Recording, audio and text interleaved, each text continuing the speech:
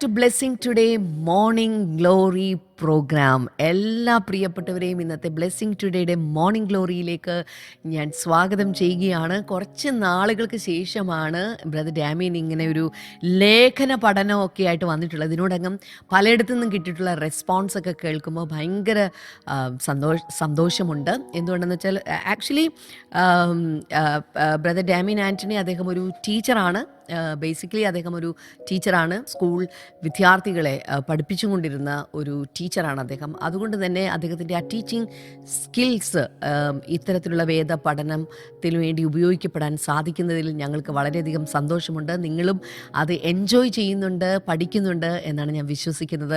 ഒരു കാര്യം ഉറപ്പാണ്, ആഴക്കുഴിച്ച് പാറമേൽ അടിസ്ഥാനമിട്ട് എന്ന് വെച്ചാൽ വചനത്തിൽ അടിസ്ഥാനമിട്ട് പണിയുന്ന ഒരു വീടും എത്ര വലിയ മഴ പെയ്താലും കാറ്റലച്ചാലും അത് വീണു പോകത്തില്ല എന്ന് പറയുന്ന പോലെ നിങ്ങൾ ഈ പഠന പരമ്പരയിലെ ഒരു സെഷൻ പോലും മിസ് ചെയ്യാതെ നിങ്ങളിതിലൂടെ പഠിച്ചു പോകുമ്പോൾ ജീവിതത്തിൽ എത്ര വലിയ കാറ്റ് വന്നാലും എത്ര വലിയ കൊടുങ്കാറ്റ് വന്നാലും നിങ്ങൾ വീണു പോകത്തില്ല. കാരണം ഈ വചനം എന്ന പാറമേലാണ് നിങ്ങൾ അടിസ്ഥാനമിട്ടിരിക്കുന്നത്. ഹല്ലേലൂയ.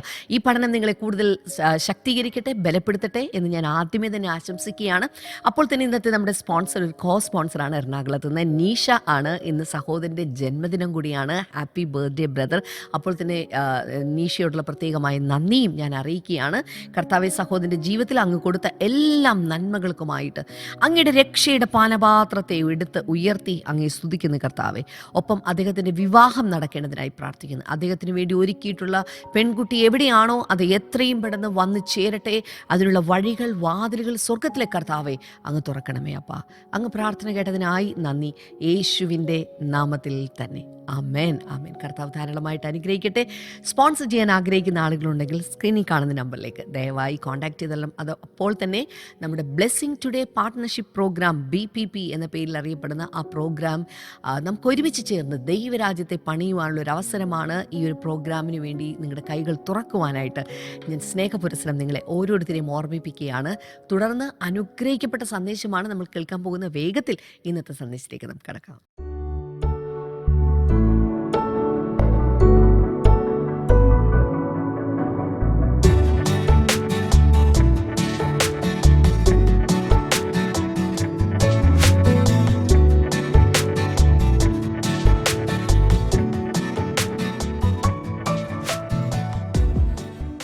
Welcome back. ഫിലിപ്പി ലേഖന പഠനം തുടരുകയാണ്. 1-ാം അധ്യായത്തിലാണ് നമ്മളിപ്പോഴും.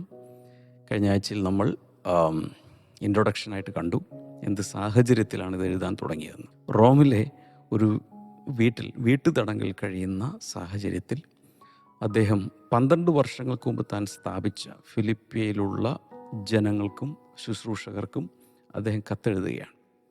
കത്തെഴുതാണ്ടായ സാഹചര്യം, ആ സഭയിലെ, പ്രാദേശിക സഭയിലെ ഒരു സഹോദരൻ എപ്പഫ്രോദിത്തോസ് ഈ കാരാഗൃഹത്തിൽ കിടക്കുന്ന തന്നെ സന്ദർശിക്കാൻ വേണ്ടി വന്നു. അപ്പോൾ അദ്ദേഹത്തിന് ആവശ്യമുള്ള കുറച്ച് പണവും അതുപോലെ അവിടുത്തെ വാർത്തകളുമായിട്ടാണ് വന്നത്. തിരിച്ചയക്കുമ്പോൾ അദ്ദേഹം ഒരു താങ്ക് യു നോട്ട് എന്നതുപോലെ എഴുതി തുടങ്ങിയെങ്കിലും അതൊരു വലിയ വെളിപാടുകളുടെ കലവറയുള്ള, അവർക്ക് ജീവിക്കേണ്ട വാല്യൂ സിസ്റ്റം, ഇൻസ്ട്രക്ഷൻസ് ഉൾക്കൊള്ളുന്ന നല്ല ഒരു എപ്പിസോഡായിട്ടത് മാറി. അങ്ങനെ അദ്ദേഹം ഗ്രീറ്റിങ്സ് എല്ലാം കഴിഞ്ഞ് അവരുടെ കുശലാന്വേഷണം എല്ലാം ചോദിച്ച് അതിനുശേഷം കർത്താവ് നല്ല പ്രവൃത്തി, നല്ല വേല നിങ്ങളിൽ ആരംഭിച്ചെങ്കിൽ അത് അവസാന നാളോളം അതിനെ തികയ്ക്കും എന്നൊക്കെ പറഞ്ഞ് കാര്യങ്ങൾ പറഞ്ഞ് പിന്നെ അവർക്ക് വേണ്ടി പ്രാർത്ഥിച്ച് പിന്നെ തൻ്റെ വിശേഷങ്ങൾ പറയുക. അവിടെ വരെയാണ് നമ്മൾ എത്തിയിരിക്കുന്നത്. തൻ്റെ വിശേഷം പറയുന്ന കൂട്ടത്തിൽ അദ്ദേഹം പറയുന്നത്, ഞാനിങ്ങനെ കാരാഗൃഹത്തിലാണ് കിടക്കുന്നതെങ്കിലും എനിക്കിപ്പോൾ യാത്ര ചെയ്യാൻ പറ്റുന്നില്ലെങ്കിൽ എപ്പോഴും ഒരു പട്ടാളക്കാരന് കൂടെ ഉണ്ടെങ്കിലും പലപ്പോഴും കയ്യിലൊന്നുമില്ല. ഇതൊക്കെയാണെങ്കിലും I am happy because this prison has become a pulpit. ഈ ജയിലിൽ കിടക്കുന്ന കാലഘട്ടത്തിൽ എല്ലാ ദിവസവും റൊട്ടേഷനിൽ ഗോഡ്സ് മാറി മാറി വരും. അതും സെഞ്ചൂറിയൻ റാങ്കിലൊക്കെ ഉള്ള ഭയങ്കര ആളുകളൊക്കെ ആയിരിക്കും ഒരുപക്ഷെ ചിലപ്പോൾ വരുന്നത്. അതുകൂടാതെ പ്രറ്റോറിയത്തിൽ ഉള്ള ഗോഡ്സ്, അവരോടൊക്കെ സുവിശേഷം പറയാൻ പറ്റി. കൂടാതെ കൈസറുടെ മുമ്പിലും സുവിശേഷം പറയാൻ പറ്റി. നിസ്സാര കാര്യമാണ്. ലോകത്തിൽ ആര് വിചാരിച്ചാൽ അവിടെ ഈ കൈസറുടെ മുമ്പിൽ ചെന്ന് സുവിശേഷം പറയാൻ പറ്റും? പക്ഷെ ദൈവം ഒരു മിസ്റ്റീരിയസ് വേയിലൂടെ, ഒരു തടവുള്ളിയുടെ വേഷത്തിൽ പൗലോസിനെ അവിടെ കൊണ്ടുപോയി നിർത്തി സുവിശേഷം പറയിപ്പിച്ചു. എന്തിനു വേണ്ടി? ആർക്കും പ്രതിവാദമില്ലാതിരിക്കേണ്ടതിന്. എല്ലാവർക്കും ഈ സുവിശേഷം ഒരു സാക്ഷ്യമായിരിക്കും. സകല സൃഷ്ടികളോടും സുവിശേഷം പ്രസംഗിക്കാൻ കർത്താവ് പറഞ്ഞു. അങ്ങനെ പൗലോസിനെ കൊണ്ട് സുവിശേഷം അന്നത്തെ ലോക സാമ്രാട്ടിൻ്റെ മുമ്പിൽ കേൾപ്പിച്ചു. വേറെ ആർക്കും, സാധാരണ ഒരു സുവിശേഷകന് ആർക്കും അവിടെ കയറി ചെല്ലാൻ സാധ്യമല്ല. പക്ഷെ ആ ടോപ്പ് ലെവലിലേക്ക് സുവിശേഷത്തെ കർത്താവ് പൗലോസിലൂടെ എത്തിച്ചു. ആദ്യമായി ഒരു ദൈവദാസൻ തൻ്റെ തലയിലേക്ക് വെച്ച് പ്രാർത്ഥിക്കുമ്പോൾ അത് അനന്യാസാണ്. ബ്രദർ അനന്യാസ് തനിക്ക് വേണ്ടി കൈവച്ച് പ്രാർത്ഥിക്കും. അപ്പോഴേ കർത്താവ് അനന്യാസിനോട് പറഞ്ഞിരിക്കുന്നു, ഇവനെ ഒത്തിരി രാജാക്കന്മാരുടെ മുമ്പിലും ജാതികളുടെ മുമ്പിലും സുവിശേഷം പറയാൻ വേണ്ടി ഞാൻ, സാക്ഷ്യത്തിന് വേണ്ടി ഞാൻ തിരഞ്ഞെടുത്തിരിക്കുന്നൊരു പാത്രമാണ്. എന്തെല്ലാം കഷ്ടങ്ങൾ അവൻ സഹിക്കണമെന്നുള്ളത് ഞാൻ കാണിച്ചു കൊടുക്കും. അപ്പോൾ ഈ കഷ്ടതകളിലൂടെയെല്ലാം അദ്ദേഹം സുവിശേഷത്തിൻ്റെ വ്യാപ്തിക്ക് വേണ്ടി അതെല്ലാം ഉപയോഗിച്ചു. പിന്നെ ഞാൻ ഇന്നലെ ലിസ്റ്റിട്ട് പറഞ്ഞു, പല പല കാര്യങ്ങളിലൂടെ താൻ ജയിലിൽ കിടന്നത് ഗുണകരമായി. താൻ ജയിലിനകത്തും സുവിശേഷം പറയുന്നു, കൈസറോട് പോലും സുവിശേഷം പറഞ്ഞു എന്ന് കേട്ടപ്പോൾ പുറത്തുള്ള അറസ്റ്റ് ചെയ്യപ്പെടാത്ത ഇപ്പോഴും അവിടെയുള്ള സഹോദരങ്ങൾ ധൈര്യത്തോടെ സുവിശേഷം പറയാൻ തുടങ്ങി. ഒന്നിനെയും കൂസാതെ, ജീവനെ പോലും വകവയ്ക്കാതെ ഉള്ള പൗലോസിൻ്റെ ശുശ്രൂഷ ഒരു തരത്തിൽ പറഞ്ഞാൽ പുറത്ത് കിടക്കുന്ന എല്ലാവർക്കും ഒരു ധൈര്യമായി, അവർക്ക് സുവിശേഷം പറയാനുള്ള ധൈര്യമായി. ഇതാണ് നമ്മൾ പറഞ്ഞു വരുന്നത്. ഇനി 15-ാമത്തെ വചനമാണ് നമ്മളിനി വായിക്കാൻ പോകുന്നത്. 15-ാം വചനം. It is true that some preach Christ out of envy and rivalry, but others out of goodwill. The latter do so in love, knowing that I am put here for the defense of the gospel. 15-ാമത്തെ വചനമാണ്. ചിലർ ക്രിസ്തുവിനെ അസൂയയും പിണക്കവും നിമിത്തം പ്രസംഗിക്കുന്നു, ചിലരോ നല്ല മനസ്സോടെ തന്നെ. അവർ സുവിശേഷത്തിൻ്റെ പ്രതിവാദത്തിനായിട്ട് ഞാൻ ഇവിടെ കിടക്കുന്നെന്ന് അറിഞ്ഞിട്ട് അത് സ്നേഹത്താൽ ചെയ്യുന്നു. അതിനുശേഷം മറ്റവരോ എൻ്റെ ബന്ധനങ്ങളിൽ എനിക്ക് ക്ലേശം വരുത്തുവാൻ ഭാവിച്ചുകൊണ്ട് നിർമ്മലതയോടെ അല്ല, ശാഠ്യത്തിലത്രേ ക്രിസ്തുവിനെ പ്രസംഗിക്കുന്നത്. പിന്നെന്ത്? നാട്യമായിട്ടോ പരമാർത്ഥമായിട്ടോ ഏതു വിധമായാലും ക്രിസ്തുവിനെ അല്ലോ പ്രസംഗിക്കുന്നത്. അതിൽ ഞാൻ സന്തോഷിക്കുന്നു, ഇനിയും സന്തോഷിക്കും. 18 വരെയാണ് ഞാൻ വായിച്ചത്. അത്രയും ഭാഗങ്ങൾ നമുക്കൊന്ന് ധ്യാനിക്കാം. സുവിശേഷം പ്രസംഗിക്കാൻ 2 മോട്ടീവ്സ് ഉണ്ട്, മോട്ടിവേഷൻസ് ഉണ്ട്. ഒന്ന് സ്നേഹമാണ്, രണ്ടാമത്തത് അസൂയയാണ്. 2 രീതിയിൽ സുവിശേഷം പ്രസംഗിക്കാം. അതിൻ്റെ പുറകിലുള്ള പ്രേരക ശക്തി 2 കൊരിന്ത്യർ 5:14 എൻ്റെ ഓർമ്മ ശരിയാണെങ്കിൽ, ക്രിസ്തുവിൻ്റെ സ്നേഹം ഞങ്ങളെ നിർബന്ധിക്കുന്നു. The love of Christ കൺസ്ട്രെയിനത്ത് us. അപ്പോൾ പൗലോസ് അവിടെ പറയുന്ന കാര്യം, പൗലോസും യഥാർത്ഥ അപ്പോസ്തലന്മാരും ഒക്കെ സ്നേഹത്തിൽ പ്രേരിതമായി. ഈ സ്നേഹം എന്ന് പറയുന്നത് ഇന്നലെ കഴിഞ്ഞ ദിവസം ഞാൻ പറഞ്ഞതുപോലെ മറ്റുള്ള മാനുഷികമായ സഹോദര സ്നേഹമോ സുഹൃത്തുക്കളോടുള്ള സ്നേഹമോ അപ്പനും മക്കളും തമ്മിലുള്ള സ്നേഹമോ അതൊന്നുമല്ല. ഈ സ്നേഹം ദൈവസ്നേഹമാണ്. ഓക്കെ, ഈ സ്നേഹം ദൈവസ്നേഹമാണ്. ആ ദൈവസ്നേഹം കൊണ്ട് നിറഞ്ഞ് അതിൻ്റെ മോട്ടിവേഷനിൽ ശുശ്രൂഷിക്കുന്നവരാണ് യഥാർത്ഥത്തിൽ സുവിശേഷം പ്രസംഗിക്കുന്നത്. ലവ് മോട്ടിവേറ്റഡ് ആയിട്ട്. അതിലൂടെ വരുന്നത് ഗുഡ് വിൽ ആൻഡ് സിൻസിയറിറ്റി. പരമാർത്ഥ ഹൃദയത്തോടെയും നല്ല മനസ്സോടെയും അവർ സുവിശേഷം പറയുന്നു. എന്നാൽ അക്കാലത്തും ഇക്കാലത്തും എക്കാലത്തും അസൂയ കൊണ്ട് പ്രസംഗിക്കുന്നവരുണ്ട്. ചിലർ പ്രസംഗിച്ച് വലിയ ശുശ്രൂഷയിലേക്ക് പോകുന്നു. അന്ന് എനിക്ക് അവരോടുള്ള അസൂയ നിമിത്തം, പൗലോസ് പറയുന്നത് എന്നോടുള്ള അസൂയ നിമിത്തമാണ് ചിലരൊക്കെ അവിടെ സുവിശേഷം പ്രസംഗിക്കുന്നത്. അതിൽ റൈവൽറി ഉണ്ട്, പ്രത്യേക രീതിയിലുള്ള എങ്ങനെയാണ് പറയേണ്ടത്, ശാഠ്യവും എതിർപ്പും ഒക്കെ ഉണ്ട്. അതുപോലെ സെൽഫിഷ് ആംബിഷൻ, സ്വാർത്ഥ താല്പര്യങ്ങൾ, ഇതൊക്കെ കൊണ്ടാണ് ചിലർ പ്രസംഗിക്കുന്നത്. അപ്പം നമ്മളൊരു ഹാർട്ട് ചെക്കപ്പ് എപ്പോഴും നടത്തേണ്ടത് ആവശ്യമാണ്. സുവിശേഷം പ്രസംഗിക്കുമ്പോൾ നമ്മുടെ മോട്ടിവേഷൻ എന്താണ്? ഇത് ദൈവസ്നേഹത്തിൽ പ്രേരിതമായിട്ടാണോ അതോ ആരോടെങ്കിലുമൊക്കെയുള്ള മത്സരം കൊണ്ടാണോ ഞാൻ പ്രസംഗിക്കുന്നത്? അപ്പോൾ നമ്മൾ പ്രാർത്ഥിക്കേണ്ട എല്ലായ്പ്പോഴും നമുക്ക് പ്യുവർ മോട്ടീവ്സ് ഉണ്ടാകാൻ വേണ്ടി പ്രാർത്ഥിക്കണം. നെഞ്ചിലൊന്ന് കൈവച്ച് പ്രാർത്ഥിച്ച്, കർത്താവേ, ഞങ്ങളുടെ ഹൃദയത്തിൽ ശരിയായ മനോഭാവങ്ങളും പ്രേരണകളും ഉണ്ടാകാനായി ഞങ്ങൾ പ്രാർത്ഥിക്കുന്നു. തെറ്റായ ഒന്നിനാലും സുവിശേഷം പ്രസംഗിക്കുവാൻ ഇടയാക്കരുതേ എന്ന് പ്രാർത്ഥിക്കുന്നു. Thank you Jesus. ആമേൻ. അപ്പോൾ we should always preach the gospel out of goodwill and also in love with good intentions and purposes. So it is the responsibility of each child of God to defend the truth of the gospel and not get it distorted. അതുപോലെ അടുത്ത ഒന്നാണ് സുവിശേഷത്തെ നമ്മൾ defend ചെയ്യണം, അങ്ങനെയാണോ എനിക്ക് കൃത്യമായിട്ട് എനിക്ക് അറിഞ്ഞുകൂടാ. സുവിശേഷത്തെ നമ്മൾ പ്രൊട്ടക്റ്റ് ചെയ്യണം. എൻ്റെ മലയാളം എന്തുകൊണ്ട് കിട്ടിയ ഞാൻ പറയാം. സുവിശേഷത്തെ ഡിഫെൻഡ് ചെയ്യണം. സുവിശേഷം ഡിസ്റ്റോർട്ട് ചെയ്ത് പ്രസംഗിക്കാൻ സമ്മതിക്കരുത്. സുവിശേഷത്തെ പല രീതിയിലാണ് ആളുകൾ പ്രസൻറ്റ് ചെയ്യുന്നത്. നിർമ്മല സുവിശേഷം, കൃപയുടെ സുവിശേഷം, സത്യസുവിശേഷം, യേശു ക്രിസ്തുവിൻ്റെ സുവിശേഷം എന്നൊക്കെ അറിയപ്പെടുന്ന ഈ സുവിശേഷം വളരെ വളരെ വളരെ അതിൻ്റെ ക്വാളിറ്റി ലോസ് ഇല്ലാതെ പ്രസംഗിക്കാൻ നമ്മൾ ശ്രദ്ധിക്കണം. അതെങ്ങനെയാണ് ചെയ്യുന്നത്? ചിലരൊക്കെ ക്വാളിറ്റി ലോസിൽ പ്രസംഗിക്കുകയാണെങ്കിൽ, പൂർണ്ണമായ കാര്യങ്ങൾ പറയുന്നില്ലെങ്കിൽ, അങ്ങനെ പൂർണ്ണമായി പറയുന്ന അതിൻ്റെ ഫുൾ പിക്ചർ നൽകുന്ന ശരിയായ രീതിയിൽ സുവിശേഷം പ്രസംഗിക്കുന്ന ഒത്തിരി പേര് നിൽക്കണം. അതുകൊണ്ട് പൗലോസ് പറയുന്നത്, ഞാൻ സുവിശേഷത്തിൻ്റെ പ്രതിരോധത്തിനായി അല്ലെങ്കിൽ സുവിശേഷത്തെ പ്രൊട്ടക്റ്റ് ചെയ്യാൻ, ഡിഫെൻഡ് ചെയ്യാൻ വേണ്ടി കൂടെയാണ് ഞാൻ സുവിശേഷം പ്രസംഗിക്കുന്നത്. 17 വായിക്കാം. The former preach Christ out of selfish ambition, not sincerely, supposing that they can stir up trouble for me while I am in chains. അപ്പോൾ ഒരു കൂട്ടരെ അസൂയയും പിണക്കവും നിമിത്തം, ശാഠ്യം നിമിത്തം പ്രസംഗിക്കുന്നുണ്ട്.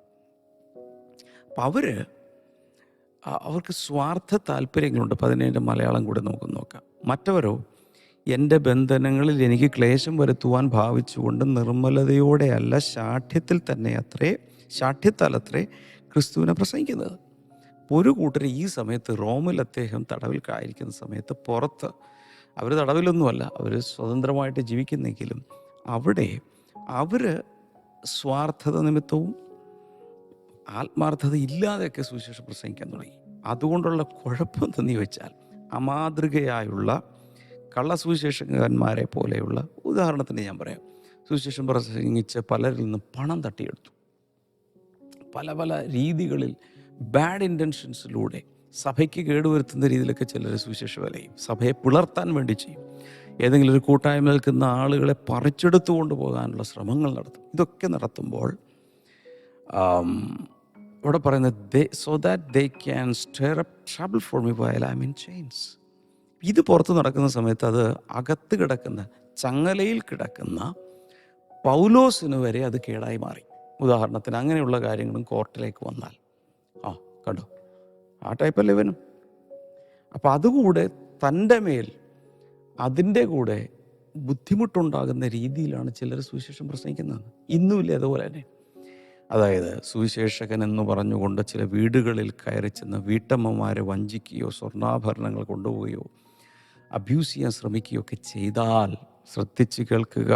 അത് നല്ല രീതിയിൽ സുവിശേഷം പറയുന്ന ദൈവവേല ചെയ്യുന്ന എല്ലാവർക്കും അതൊരു നാണക്കേടല്ലേ? ഇതുപോലെയുള്ളൊരു സാഹചര്യമാണ് അദ്ദേഹം അനുഭവിച്ചത്. So when Paul was in prison, so many things were happening outside. അവിടെ some were very zealous for Jesus, some preached out of love for God, others preached out of wrong motives. അപ്പോൾ പൗലോസ് ജയിലിൽ കിടക്കുന്ന സമയത്ത് ഇത് രണ്ടും നമ്മൾ കാണുന്നുണ്ട്. Some preachers were jealous for Paul's ministry. ചിലർക്ക് അസൂയ നിമിത്തം എന്ന് പറയാൻ കാരണം, പൗലോസിൻ്റെ ഉയർച്ചയിൽ ചിലർക്ക് അസൂയ ഉണ്ടായി. കാരണം അദ്ദേഹത്തിൻ്റെ, ഞാൻ പറഞ്ഞല്ലോ, അന്നത്തെ വീറ്റോ പവറായിരുന്ന റോമൻ സാമ്രാജ്യത്തിൽ പ്രത്യേകിച്ച് ഗവൺമെൻറ് ഓഫീസുകളിലും രാജകൊട്ടാരത്തിലും കോടതിയിലൊന്നും പൗലോസിനെ അറിയാത്ത ആരുമില്ല. ഇടയ്ക്കിടയ്ക്ക് ആ മനുഷ്യന് വിചാരണ കൊണ്ടുവരുമ്പോൾ എല്ലാവരും ഇങ്ങനെ ഇരിക്കുകയാണ് കോർട്ട് റൂമിൽ. എന്തിനു വേണ്ടിയാണ് ഇയാളെ കൊണ്ടുവന്നിരിക്കുന്നത് എന്ന് ജഡ്ജി ചോദിച്ചാൽ സാധാരണ ഒരു ലിസ്റ്റുണ്ട്. മോഷണക്കുറ്റം, കൊലപാതക കുറ്റം, അതുപോലെ പിടിച്ചുപറി, ഭവനഭേദനം, റേപ്പ്, പോക്സോ കേസ്, ഇങ്ങനെ പലതും ഉണ്ടല്ലോ. ഇതൊന്നും അദ്ദേഹത്തിനില്ല. ഇതൊന്നും അദ്ദേഹത്തിൻ്റെ ചാർജ് ഷീറ്റിലില്ല. ചാർജ് ഷീറ്റ് വേറെയാണ്. അപ്പോൾ പൗലോസിന് സംസാരിക്കാൻ അവസരം കിട്ടുന്നു. തനിക്ക് വാദിക്കാമല്ലോ. Oh my God! ആ സമയത്താണ് പൗലോസ് ഈ സാധാരണ ഇപ്പോൾ കോർട്ടിലൊക്കെ നിൽക്കുകയാണെങ്കിൽ ഗിൽറ്റി ആണോ ഇല്ലേ എന്നുള്ളത് പറയാം. കുറ്റം ചെയ്തിട്ടുണ്ടോ? ചെയ്തിട്ടുണ്ട്. എന്നാൽ പിന്നെ അതിൻ്റെ ശിക്ഷ. കുറ്റം ചെയ്തിട്ടില്ലേ? ചെയ്തിട്ടില്ല. ഞാൻ ചെയ്തിട്ടില്ല. അങ്ങനെയെങ്കിൽ അതിൻ്റെ കാര്യങ്ങൾ പറഞ്ഞു പിടിപ്പിക്കണം വിചാരണയിൽ. എന്തുകൊണ്ട് അതിൻ്റെ എക്സ്പ്ലനേഷൻ കൊടുക്കണം. പൗലോസ് ചെയ്യുന്നത് ഓരോ പ്രാവശ്യം തന്നെ ട്രയലിന് കൊണ്ടുപോയി നിർത്തുമ്പോൾ കർത്താവായ യേശുവിൻ്റെ നിത്യസുവിശേഷം കറയില്ലാതെ അന്നത്തെ ലോകത്തിലെ ഏറ്റവും മഹാശക്തി എന്നറിയപ്പെടുന്ന സീസറോട് അദ്ദേഹം അങ്ങ് പറയുമോ, ഇത് അന്നത്തെ മീഡിയയിലെ ഏറ്റവും വലിയ വാർത്തയല്ലേ? അതുപോലെ ഹൈ പ്രൊഫൈലിൽ ടോപ്പ് ലെവലിൽ പോയി സുവിശേഷം പറയാൻ അതൊരു കാരണമായി. ഇനി ഇത് ഒത്തിരി പേർക്ക് അസൂയുളവാക്കി. പൗലോസിന് ഇങ്ങനെയുള്ളൊരു പ്രിവിലേജ് കിട്ടിയല്ലോ. സോ അതുകൂടാതെ പൗലോസിൻ്റെ ശുശ്രൂഷയുടെ ഫ്രൂട്ട്സ്, ഒത്തിരി സഭകൾ സ്ഥാപിക്കപ്പെടുന്നു, തനിക്ക് പ്രശസ്തി ഉണ്ടാകുന്നു, താനൊരു ഓത്തറാണ്. അതുമാത്രമല്ല, വിശ്വാസികളെല്ലാം പൗലോസിന് വേണ്ടി പ്രാർത്ഥിക്കുന്നു. ഒത്തിരി പേര് അദ്ദേഹത്തിൻ്റെ റിലീസിന് വേണ്ടി പ്രാർത്ഥിക്കുന്നു. ഇതൊക്കെ കണ്ടിട്ട് ചില ശുശ്രൂഷകർക്ക് സഹിക്കാൻ പറ്റുന്നില്ല, അസൂയ ഉണ്ട്. കാരണം അന്നത്തെ കാലത്ത് ഏറ്റവും ക്രിസ്ത്യൻ കമ്മ്യൂണിറ്റിയിൽ, പ്രത്യേകിച്ച് റോമിലുള്ള ക്രിസ്ത്യൻ കമ്മ്യൂണിറ്റിയിലെ ഏറ്റവും അറിയപ്പെടുന്ന ഒരു അപ്പോസ്തലനായി അദ്ദേഹം മാറിയിരിക്കുന്നു. So some wanted to cause further trouble to Paul by preaching the gospel in a wrong pattern. എന്നാൽ സുവിശേഷത്തെ തെറ്റായ രീതിയിൽ പ്രസൻറ്റ് ചെയ്ത് ഈ പൗലോസിൻ്റെ വിചാരണ സമയത്ത് പോലും പ്രശ്നം ഉണ്ടാക്കത്തക്ക രീതിയിൽ അതൊക്കെ റെഫറൻസ് പോയിൻറ്റ്സ് ആയിട്ട് മാറാം. അങ്ങനെ സംഭവങ്ങളും ഉണ്ടായി. 18. But what does it matter? The important thing is that in every way, whether from false motives or true, Christ is preached. And because of this, I rejoice. Yes, and I will continue to rejoice, for I know that through your prayers and the help given by the Spirit of Jesus Christ, what has happened to me will turn out for my deliverance. ഇതാണ് അദ്ദേഹം പറയുന്നത്. 18 മുതൽ മലയാളത്തിലൊന്ന് വായിക്കാം. പിന്നെ എന്ത്? നാട്യമായിട്ടോ പരമാർത്ഥമായിട്ടോ ഏത് വിധമായാലും ക്രിസ്തുവിനെ അല്ലോ പ്രസംഗിക്കുന്നത്. ഇതിൽ ഞാൻ സന്തോഷിക്കുന്നു, ഇനിയും സന്തോഷിക്കും. നിങ്ങളുടെ പ്രാർത്ഥനയാലും യേശു ക്രിസ്തുവിൻ്റെ ആത്മാവിൻ്റെ സഹായത്താലും അതെനിക്ക് രക്ഷാകാരണമായി തീരും എന്ന് ഞാൻ അറിയുന്നു. എന്താണ് പറഞ്ഞു വരുന്നത്? Paul had no personal jealousy in others preaching the gospel. മറ്റുള്ളവർ ഈ വേണ്ടാത്ത രീതിയിൽ സുവിശേഷം പറഞ്ഞ് പൗലോസിനൊരു ദോഷമുണ്ടാക്കാനും പൗലോസിൻ്റെ അകത്ത് അസൂയ ഉണർത്താനും ഒക്കെ ഉള്ളൊരു ശ്രമം ഉണ്ടായി. അതൊക്കെ അന്ന് ഇന്ന് നടക്കുന്നുണ്ട്. പക്ഷെ പൗലോസ് പറയുന്നത് എനിക്ക് യാതൊരു പ്രശ്നമില്ല, അവരെന്തേലും ചെയ്തോട്ടെ. പൗലോസ് പറയുന്നത് he was happy that Christ was preached anyway somehow. പൗലോസിൻ്റെ സന്തോഷത്തിന് കാരണം എങ്ങനെയെങ്കിലും ആയിക്കോട്ടെ, സുവിശേഷം എല്ലാവരും പ്രസംഗിക്കട്ടെ, ഒരു കുഴപ്പമില്ല. മോട്ടിവേഷൻസ് എന്തായാലും സുവിശേഷമാണല്ലോ പ്രസംഗിക്കുന്നത്. ആ രീതിയിലും ചിലർ രക്ഷപ്പെടണമെങ്കിൽ രക്ഷപ്പെടട്ടെ. People may not be preaching Christ in the right spirit, still we need not be bothered. ചില സമയത്ത് ശരിയായ രീതിയിൽ പരിശുദ്ധാത്മ നിറവിലൊന്നും ആയിരിക്കണമെന്നില്ല സുവിശേഷം മറ്റുള്ളവർ പ്രസംഗിക്കുന്നത്. എങ്കിലും നമ്മൾ അതിനെക്കുറിച്ചൊന്നും കുഴപ്പമില്ല, അതങ്ങ് നടന്നോട്ടെ. ഈ സ്പിരിറ്റ് ഓഫ് ജീസസ് ക്രൈസ്റ്റ് എന്ന് പറയുമ്പോൾ നമ്മൾ ശ്രദ്ധിക്കേണ്ടത് ഈ ക്രിസ്തുവിൻ്റെ ആത്മാവാണ്. യേശു ക്രിസ്തുവിൻ്റെ ആത്മാവ് പ്രവർത്തിക്കുമ്പോൾ മാത്രമേ സുവിശേഷം പറഞ്ഞാലും അതിന് റിസൾട്ട് ഉണ്ടാവുള്ളൂ. കാരണം ആത്മാവിനാലും വചനത്താലുമാണ് വീണ്ടും ജനനം നടക്കുന്നത്. ഒരാൾ പ്രസംഗിച്ചാലും സ്പിരിറ്റ് ഓഫ് ജീസസ് ക്രൈസ്റ്റ്, യേശു ക്രിസ്തുവിൻ്റെ ആത്മാവ് ആ ഹൃദയത്തിൽ പ്രവർത്തിക്കുമ്പോൾ, ഉദാഹരണത്തിന് പൗലോസ് സംസാരിക്കുമ്പോൾ ലുദിയുടെ ഹൃദയം കർത്താവ് തുറന്നു. അതിൻ്റെ അർത്ഥം എന്താണ്? പരിശുദ്ധാത്മാവ് അകത്തേക്ക് എന്നിട്ട് അവൾക്ക് ആ റെവലേഷൻ കിട്ടിയെന്ന് അർത്ഥം. പരിശുദ്ധാത്മ പ്രവർത്തനം ഉണ്ടായി. അതിനുള്ള ഹൃദയം അവൾ ഓപ്പണാക്കി കൊടുത്തു, അല്ലെങ്കിൽ അവൾ വില്ലിങ് ആയിരുന്നു. അവളുടെ ഫ്രീ വില്ലിൽ അവൾ അത് ഇഷ്ടപ്പെട്ടു. അതുകൊണ്ട് പരിശുദ്ധാത്മ പ്രവർത്തിച്ചു. ഇതുപോലെ ദൈവത്തിൻ്റെ പരിശുദ്ധാത്മാവ് അവിടെ പ്രവർത്തിച്ചു. എന്നാൽ അദ്ദേഹം അവസാനം പറയുന്നത് ഇത് രക്ഷയ്ക്ക് വേണ്ടി ആയിത്തീരും, എൻ്റെ റിലീസിന് വേണ്ടി ഇതിനെല്ലാം അവസാനം എന്നെ അവർ റിലീസ് ചെയ്യും, എനിക്ക് സ്വതന്ത്രമായി വീണ്ടും അടുത്ത മിഷണറി യാത്രയിലേക്ക് കടക്കാം എന്ന ഒരു നിഗമനത്തിലാണ് അദ്ദേഹം കൺക്ലൂഡ് ചെയ്യുന്നത്. 20-ാമത്തെ വചനം, I eagerly expect and hope that I will in no way be ashamed, but will have sufficient courage, so that now, as always, Christ will be exalted in my body, whether by life or by death. 20-ാം വചനം മലയാളത്തിൽ, അങ്ങനെ ഞാൻ ഒന്നിലും ലജ്ജിച്ചു പോകാതെ പൂർണ്ണ ധൈര്യം പൂണ്ട് ക്രിസ്തു എൻ്റെ ശരീരത്തിൽ ജീവനാലാകട്ടെ മരണത്താലാകട്ടെ എപ്പോഴും എന്ന പോലെ ഇപ്പോഴും മഹിമപ്പെടുകയുള്ളൂ എന്ന് പ്രതീക്ഷിക്കുകയും പ്രത്യാശിക്കുകയും ചെയ്യുന്നു. വാ. അപ്പോൾ ഈ 20-ാമത്തെ വചനത്തിൽ പൗലോസ് പറഞ്ഞു വരുന്നത്, തൻ്റെ ശരീരത്തിലൂടെ എന്തൊക്കെയാണെങ്കിൽ തൻ്റെ ശരീരത്തിലൂടെ അവൻ്റെ നാമം മഹത്വപ്പെടണം എന്നാണ് തൻ്റെ ആഗ്രഹം. 20-ൽ ഒന്നുകൂടി നമ്മൾ നോക്കിയാൽ, അങ്ങനെ ഞാൻ ഒന്നിലും ലജ്ജിച്ചു പോകാതെ പൂർണ്ണ ധൈര്യം പൂണ്ട് ക്രിസ്തു എൻ്റെ ശരീരത്തിൽ ജീവനാലാകട്ടെ മരണത്താലാകട്ടെ എപ്പോഴും എന്ന പോലെ ഇപ്പോഴും മഹിമപ്പെടുകയുള്ളൂ എന്ന് പ്രതീക്ഷിക്കുകയും പ്രത്യാശിക്കുകയും ചെയ്യും. ഇങ്ങനെ പറയാൻ കാരണം, കൈസരുടെ മുമ്പിലാണ് താൻ നിൽക്കാൻ പോകുന്നത്, അല്ലേ? കൈസരുടെ മുമ്പിൽ നിസ്സാര പരിപാടിയാണോ? ഇപ്പം നമ്മൾ വണ്ടി ഓടിക്കുന്ന സമയത്ത് ഓവർ സ്പീഡിന് പിടിച്ചു, ഇപ്പോൾ പിഴയടക്കാൻ പറയുന്നു. അപ്പോൾ പിഴയടക്കാൻ വേണ്ടിയിട്ട് കോർട്ടിൽ പോകുന്ന സമയത്ത് ഇതിൽ കുറ്റം ചെയ്തിട്ടൊന്ന് ചോദിക്കുമ്പോൾ പോലും ആ കോർട്ടിൽ നിൽക്കാൻ പോലും എത്ര പേർക്ക് ധൈര്യം ഉണ്ടാകും? ഒരു സാധാരണ കോർട്ടിൽ, ഇത് സുപ്രീം കോർട്ടാണ്. അന്നത്തെ ലോകത്തിൻ്റെ സുപ്രീം കോർട്ടിലാണ് അദ്ദേഹം കയറി നിൽക്കുന്നത്. അപ്പോൾ ആ സമയത്ത് അദ്ദേഹം പറയുകയാണ്, ധൈര്യത്തോടു കൂടി ഞാൻ നിൽക്കാനും, ഒരുപക്ഷെ എന്നെ അവർ കൊല്ലും, അതുകൊണ്ട് ജീവിച്ചിരുന്നാലും ഞാൻ മരിച്ചാലും എൻ്റെ ശരീരത്തിലൂടെ കർത്താവ് മഹത്വപ്പെടണം എന്ന് മാത്രമാണ് എൻ്റെ ആഗ്രഹം. അങ്ങനെ ഞാൻ ലജ്ജിച്ചു പോകാതെ പൂർണ്ണ ധൈര്യം പൂണ്ട് ക്രിസ്തു എൻ്റെ ശരീരത്തിങ്കൽ ജീവനാലാകട്ടെ മരണത്താലാകട്ടെ എപ്പോഴും എന്ന പോലെ മഹിമപ്പെടുകയുള്ളൂ എന്ന് പ്രതീക്ഷിക്കുകയും പ്രത്യാശിക്കുകയും ചെയ്യുവാണ്. അപ്പോൾ അവിടെ നമ്മൾ മനസ്സിലാക്കേണ്ടത്, അവർ body is the temple of the Holy Spirit. പരിശുദ്ധാത്മാവിൻ്റെ മന്ദിരമാണ് നമ്മുടെ ശരീരം. 1 കൊരിന്ത്യർ 3:16 6:19 അത് പറഞ്ഞിട്ടുണ്ട്. പൗലോസ് തൻ്റെ ശരീരത്തെ എങ്ങനെയാണ് നോക്കിക്കണ്ടത്, ഹാൻഡിൽ ചെയ്തത് കേട്ടോ? റോമാലേഖനം 12:1 അദ്ദേഹം പറയുന്നത്, he presented his body as a living sacrifice to God. ഒരു ജീവനുള്ള യാഗമായി ദൈവത്തിന് താൻ സമർപ്പിച്ചു.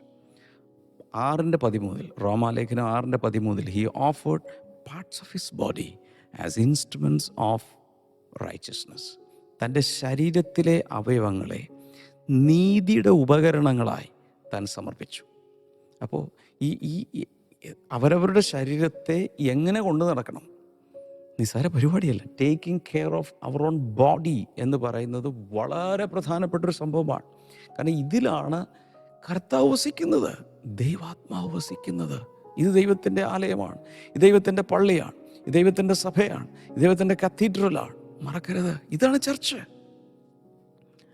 അടുത്തത് 9:27 1 Corinthians 9:27 1 Corinthians 9:27 he struck a blow to his body and subdued it, so that after preaching to so many people he himself was not disqualified. അത് കൂടാതെ അദ്ദേഹം പറയുന്നത്, ഓട്ടക്കളത്തിൽ ഒത്തിരി പേര് ഓടുന്നുണ്ട്, ഒരുവനെ വിരുദ്ധ പ്രാപിക്കുന്നുള്ളൂ, നിങ്ങളും വിരുദ്ധ പ്രാപിക്കാൻ തക്കവണ്ണം ഓടുവിൻ.